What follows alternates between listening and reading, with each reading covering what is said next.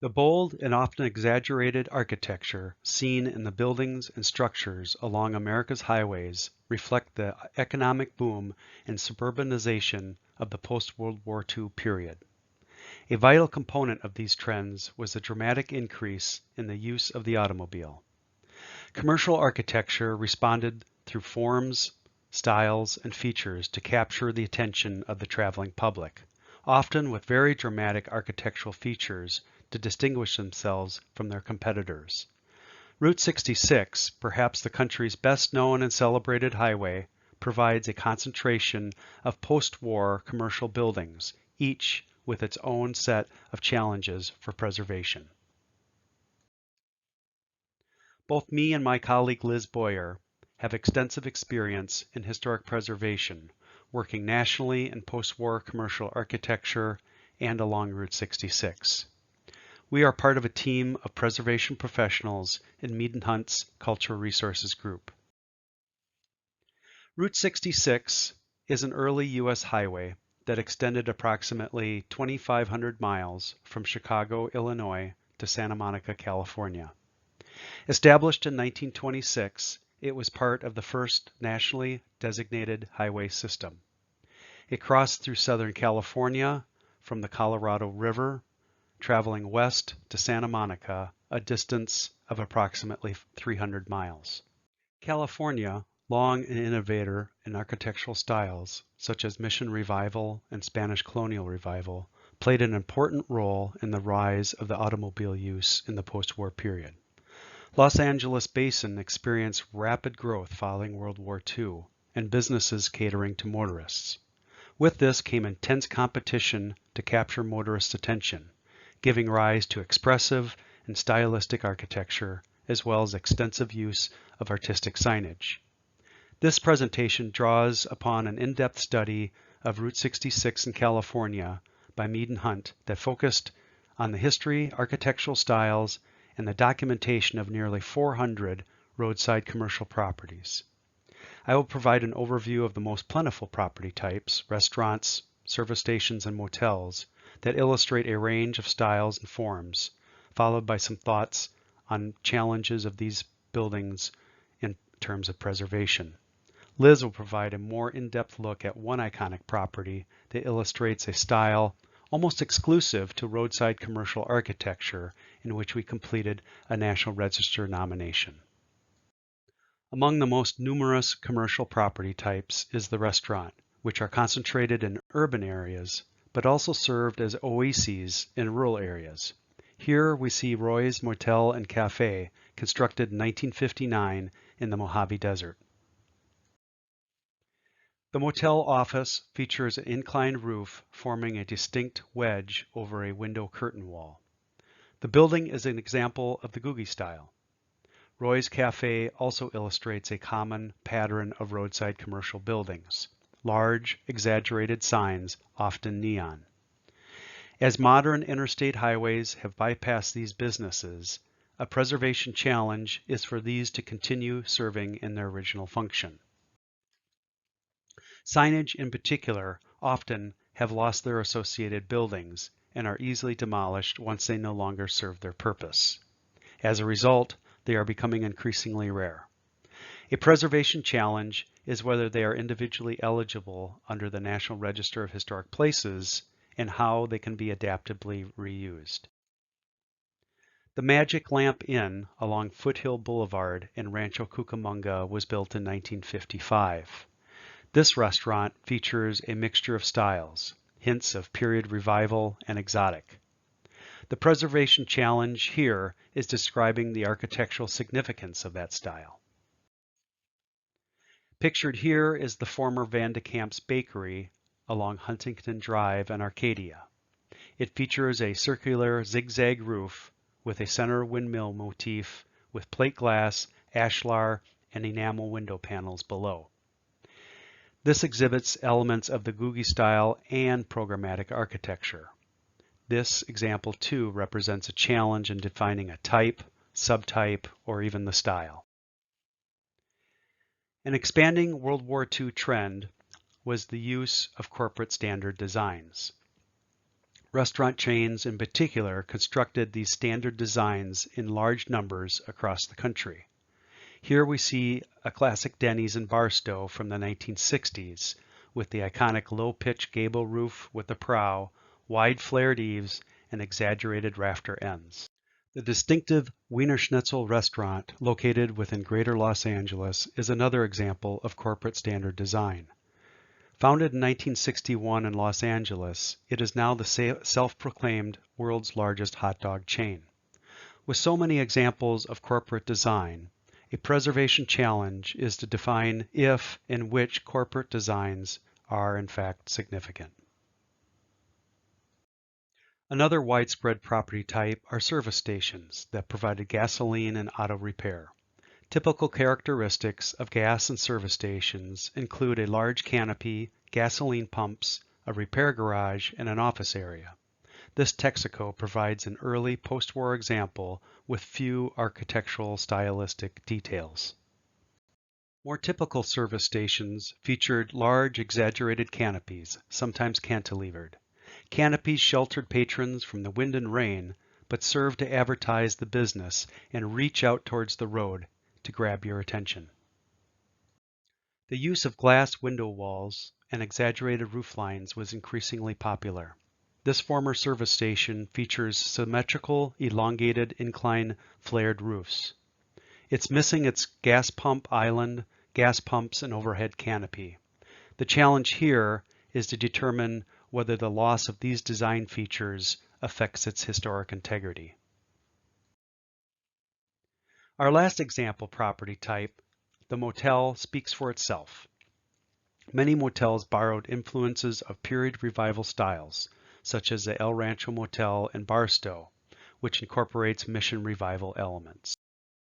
The preservation challenge with motels is how alterations to individual units affect the overall integrity through the loss of uniformity.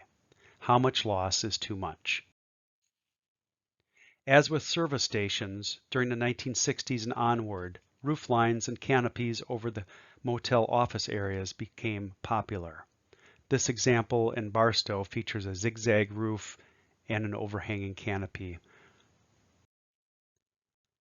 And here we have a popular A-frame example with a drive-through office registration area at the Knights Inn in Needles, California. These examples illustrate bold and often exaggerated architecture, which is perhaps most pronounced in programmatic architecture, which Liz will talk about next.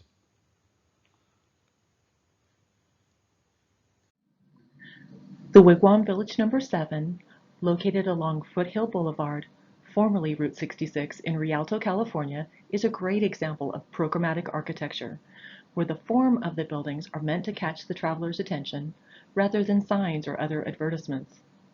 This style's popularity peaked nationally and in California during the 1920s and 1930s, and had a limited resurgence post-war with the popularity of auto tourism.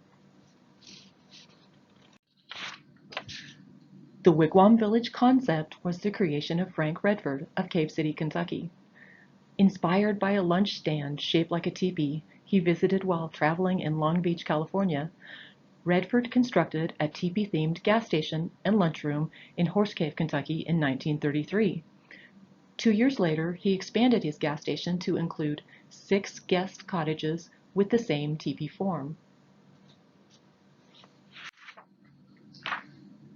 In 1936, Redford patented his designs for a chain of travel accommodations, and the next year constructed Wigwam Village No. 2 in Cave City, Kentucky. Redford disliked the word teepee and coined the misnomer Wigwam Village, even though wigwams are actually dome-shaped. Even so, the phrase, "Have you slept in a teepee?" became iconic to the chain. In 1944, Redford sold his Kentucky properties and moved to California. Shortly thereafter, he began work on Wigwam Village No. 7, which was constructed between 1947 and 1949. The No. 7 motel opened in 1950, with Redford as proprietor. The Wigwam Village No. 7 property contains 21 buildings, including an office apartment unit, 19 sleeping units, and a maintenance building. The sleeping units are arranged in a semicircle around a landscape common area and office. 11 sleeping units make up the inner semicircle, and 8 units make up the outer semicircle, with a driveway running between the two. The office apartment unit is centered in the yard, and the maintenance building is centered at the top of the outer semicircle.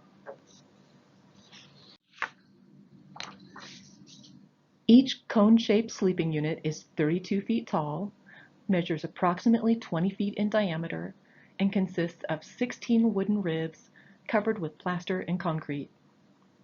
Diamond-shaped window openings reveal recessed windows, and the recessed entrance includes a sculpted, brown-painted entry that's meant to evoke the wraparound fur of a leather teepee entrance. 4 posts that extend from the roof of each unit are meant to resemble the structural system of a teepee. The interiors contain a bedroom and a bathroom located at the rear, which has a sink, toilet, and small shower. The rectangular wood frame office houses the lobby and gift shop. This small building with a flat roof and overhang has clean lines and a modern entrance and windows. The rear of the office building connects to a 2-story apartment unit that provides living space for staff. The apartment unit is taller than the sleeping units, but identical in construction. Its interior includes a kitchen and a circular staircase to the upper story.